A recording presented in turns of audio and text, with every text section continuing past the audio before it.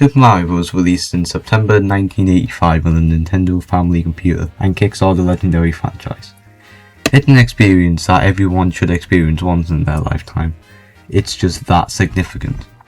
Now if you're wondering how I'll be able to make a video that's 20 minutes long on a game that can be beaten in an hour, well, I'm actually going to be talking about 4 games that each can be beaten in an hour. Yes, I'll be reviewing all 4 main Mario games on the NES, and the other 2 games Mario in them. I'll be playing each game on the Wii U Virtual Console via the eShop due to the accessibility of owning it.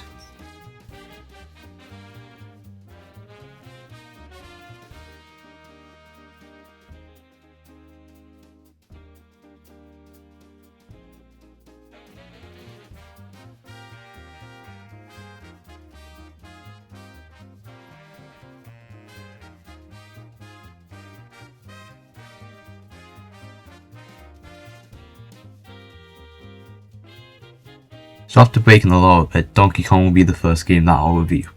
Donkey Kong was a last-ditch effort arcade made in 1981, and was what ended up saving Nintendo back then from going bankrupt. The game being an arcade game meant that it would be basic by nature.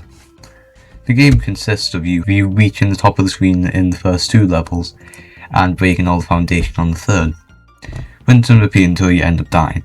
I normally go over the game control of the game, but there's only 2 actions that you can do, and that's jumping, done with pressing A, and climbing, which can be done through holding up on the directional pad. The other area of play control I'll discuss is the physics of the game, and they're weird.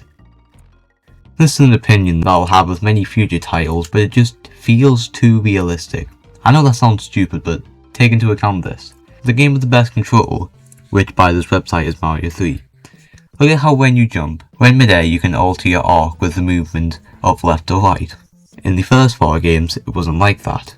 The movement that you had when starting the jump is the movement that you'll have throughout it.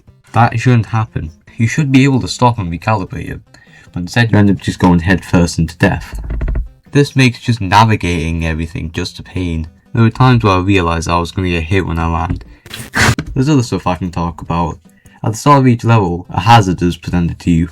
At first it's barrels, then springs, then flames. These hazards are the main obstacles throughout, and you are forced to dodge them in order to finish. The fire and barrels can both be beaten with the use of hammers, which are scattered throughout the 250 climb and the 750 climb. The game overall was monumental at the time, but looking back at it nowadays, or 7 years later, the game is rough. It's an experience that you should only ever do if you're a fan or want to explore gaming history. Mario Bros. Was released in 1983. Yeah, again, it's not a super title compared to the later games, but I can discuss this game more than Donkey Kong as it was more of a game when taking a look at it. Mario Bros. Is still a one-screen game with you controlling Mario or Luigi 1 and 2 player, as you use solids to flip enemies into a state where you can kill them. Koopas, Crabs, Coolies are all the enemies in the game, and they are basically just clones of each other, but they can take more hits before death. Now this just feels lazy when compared to how enemies worked in Donkey Kong, as they moved differently in Donkey Kong, which gave them far more variety compared to whatever was attempted here. There's a lot less to do in the game overall, but I do prefer playing it as each stage only takes about a minute to do, and the activities going through each stage just feels nice. I should really look up the dictionary definition. Yeah, it still has the movement quirk, so the game kinda sucks when you try to play it with any level of precision. But hey, this game actually got re-released in a new game. Super Mario Advance had a new version of this game in it, which I love. But I'm not going to discuss it now, as I'll instead get to it when I talk about those games later down the line. I'm going to have quite the mark to leave, as this game isn't outdated. Yeah, it's not that far-fetched to find others with the same opinion, but when you hear the rest of the review, my point will make a lot more sense. Super Mario Bros. Was a large game for 1985, as there's around 30 plus levels spanned across 8 worlds. The game can be beaten in around an hour or so, but it can differ depending on your route and your skill level. The movement in the game is far stronger than the previous 2 games, as there's far more momentum in how the movement works. Being able to go back and forward to the smooth arc just feels better than going 0 to 1 instantly. The action move further expands on how the acceleration works. Instead of changing the X movement by the same amount as the walking state, instead it increases both the top speed and acceleration. You can also crouch, which is an action that changes your hitbox from 2 blocks down to 1, and if top a pipe will let you travel down to the subworld. The last movement addition is the ability to swim using the jump button when in an underwater section. Not an area with a pool, but instead a fully submerged subsection. There's a difference. The final move is activated by the action button, which is the same button as running and allows you to shoot fireballs when you're in an applicable state. The game also hosts far more foes as well as the uniqueness of them, as some like the Koopas are well executed harder versions of Goombas, and instead of just taking more hits till death, instead it gives the ability to insta-kill with a fireball, while also taking double hits when taken down the normal way. So as you've been seeing in the background, there's 7 different stage themes in the game, with them going from grass fields to caves. The other themes aren't at all interesting compared to the main 4 themes, as they are primarily just colour palette swaps. And yes, I am aware that's what the Underground exactly is. The game overall is fine, and I could see how it led to a series we all know and play today. But for all the faults I've given, the game is possibly one of the most well balanced platformers out there. And if you don't know what I mean, each level isn't hard when you're paying attention, but once you try to speedrun through it, it shows its difficulty. Almost every stage has a super mushroom, star or extra life to allow you to get through it easier.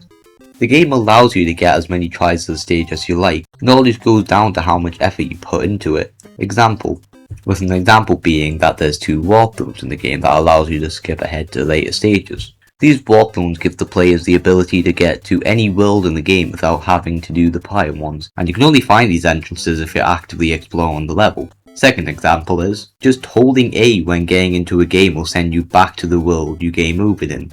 This nets you the same result as warp zones, just without having to get to them.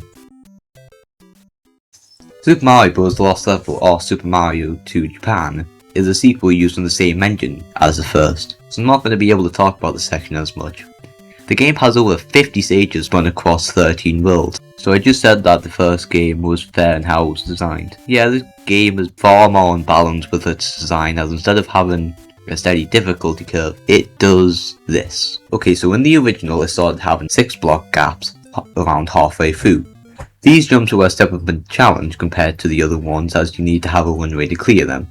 Yet no one imagined starting the game getting to the second level and seeing 1. As a sequel, there is an increase in fidelity in the graphics, as the ground blocks are more detailed, and the shrubs and clouds are more lively. You can actually watch a short of mine about them. Wink wink. Now while the increase in fidelity can look like an upgrade while at a logistical standpoint, when running through the stage, smaller rocks can become graining on the eyes, which is an issue that wasn't presented in the original game. Sequels also tend to have more mechanics, and the Lost Levels does have some.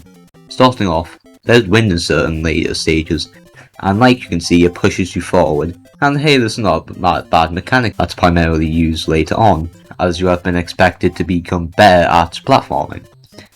But there is one downside, and that effect does not run well on the console with such a low sprite limit. As you will see, there's constant slowdown and sprite flickering. The other 2 mechanics are a stronger spring, which will send you off screen for around 5 seconds, and the poison mushroom. Both of these mechanics are good in concept, as they expand on ideas presented in the first game. But in reality, the spring is difficult to estimate where you're going to land, since the screen only scrolls one way, and the poison mushroom just ends up making it so that there's a lot less mushrooms in total of each stage, which end up making game overs a lot more common. Super Mario Bros. 2 or Super Mario USA for your Japan regions released 2 years after Lost Levels, and was made due to the staff believing that the Lost Levels were too hot for people everywhere else. They weren't exactly wrong though. They decided to edit a pre-existing game, Doki Doki Literature, Doki Doki Panic. I can't believe I just made that joke. Doki Doki Panic was a Famicom game that released July 87, and was a fine game. Not much that I cared for when playing it, but hey, that's what plastic surgery is for. The game sports 20 levels, which is less than half of the previous game, but the levels are fun and unique. While the stages do share some themes, they are far more unique as well as the designs of them. The movement of the game is unique compared to every other title I'll discuss. The movement for running and jumping is similar to the previous games as it uses the same controls, but where the games become unique is the extra ability to crouch in both states, and to charge a high jump. The other new ability allows you to dig up roots on the ground. This often lets you pick up radishes, bombs, coins and shells. This gimmick lets you interact with the stage more, as there's times where you dig up sand to pave your way, or there'll be times where you use bombs to explode a brick to create an exit. The pickup mechanic also applies to enemies, as when jumping on them you'll find that they don't die, and instead they can be used as platforms that you can then use as weapons. This addition alone makes the game one of the most unique platformers. And this mechanic is not used that much of the time, as the game often relies on you either using items such as the flying carpet, or just the character abilities. Speaking of characters, the game hosts 4 playable characters: Mario, Luigi, Peach and Toad. Each characters have different attributes, with Mario being the same as he played in the previous games with no special abilities, Luigi having less friction but higher jumps, which typically makes him always better than playing as Mario since his normal jumps can compare with Mario's high jumps. Peach has near identical stats to Mario's but the ability to float while midair, and Toad is the final character and has the same attributes as Mario but increased gravity and the ability to have increased speed when holding items. These attributes allow the game to have far more replayability can be done with different characters. This has helped as from the start of each stage you can pick what character you play as, which allows you to root out each section. Now everything I've said does paint this game to be the best so far, but it's just an edited version of a non-Mario game. The game is expanded upon as it does include the ability to run and not need the disc system, but still, can it even be counted? Yes. Yes it can. It sold well over 3 times the amount of lost levels, and in its re-releases it's called Mario 2, when Japan Mario 2 is called The Lost Levels. Super Mario Bros. 3, or in Japan Super Mario Bros. 3, was released in 1998, only a couple of months after its predecessor, and oh wow, this section's going to be really long, or really short. Now let's begin. The presentation of this game is just great when compared to the first game, as it's light and day of how the series have evolved over the span of 7 years. The game hosts well around 90 different stages, almost doubling the lost levels, which was already double the original Mario Bros. That's insane. The game has 8 worlds in total like the original.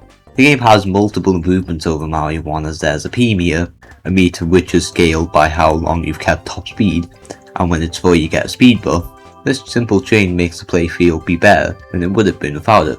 There's also plenty of new power-ups. There's power-ups for all occasions: wanting to fly, the Tanuki suit; want to insta-kill many enemies, the hammer suit; want to be redundant, the Kuribo shoe is for you. The powers being so wide and variety has made this game feel so joyful to experience. The game also has style, with it as the original Mario Bros. Felt like they were using a first version dev unit, whilst Mario 3 in comparison looks like a painting, a play. Speaking of that, Mario 3 has a charming theme as it's presented to be a stage play, which just makes everything feel more comforting. This review was on the shorter side. Whoops. But that's just cause it refined the Mario formula so much to the point of where it feels second nature, but hey, going through these games have made me see how Mario started off as a sort of franchise, but as the years advanced, you could see and feel it improve and find its groove. So, what do I have to say? Play Mario 3 and 2 for fun, play the others to see how hard the limitations molded the game, and just don't play Lost Levels in general. I really should have spoke about how bad that game was. Anyway, this was Critical Input, and this was my critical critique of the NES Mario games. Just ignore the 20 I missed.